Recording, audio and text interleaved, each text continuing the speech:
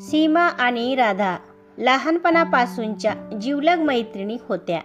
शेवटच्या वर्षाच्या कॉलेजमध्ये एकत्र अभ्यास करताना त्यांच्यामधील बंधन अजून गडद होत जातं. एकमेकांना त्यांच्या मनातील गोष्टी सांगणे, आनंदात आणि दुःखात एकत्र राहणे हेच त्यांच्या मैत्रीचे खरे स्वरूप आहे. एक दिवस सीमाला तिच्या परीक्षेचा अभ्यास करण्यात खूप अडचण येत होती. राधाने तिला मदत करण्याचा निर्णय घेतला. ती रोज सीमाच्या घरी जात असे आणि दोघी एकत्रितपणे अभ्यास करायच्या. या प्रक्रियेत त्या दोघींमध्ये मजेदार गप्पा, हसणे आणि एकमेकांच्या धडपडीसाठी प्रेरणा देणे यात वेळ जायचा.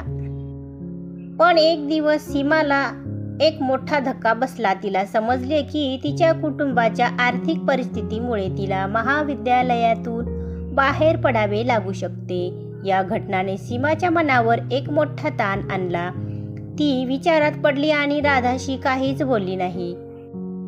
राधा तिला पाहून चिंतेत होती. तिला जाणवले की सीमा लपून बसली आहे. त्यामुळे तिने धाडस करून सीमाला विचारले, तू बऱ्यापैकी चिंतेत दिसतेस, काही विचारायचं आहे का? सीमा हळूच आपल्या भावना व्यक्त करते.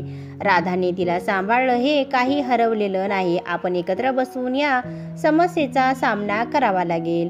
दोघी मिळून विचार करू लागल्या आणि राधाने एक कल्पना सुचवली. आम्ही एक छोटा व्यवसाय सुरू करतो.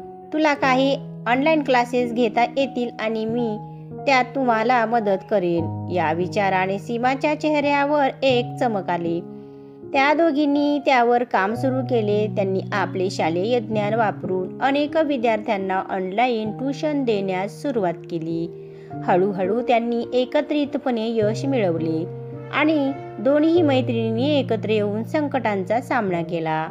ही गोष्ट मैत्रीचे महत्त्व, एकमेकांसाठी संकटात उभे राहणे आणि प्रोत्साहन देण्याचे मूल्य दर्शवते. मैत्री म्हणजे फक्त मजा मस्ती नाही, तर एकमेकांच्या साथीत सामर्थ्य मिळवणे हे खरे. कथेतील बोध.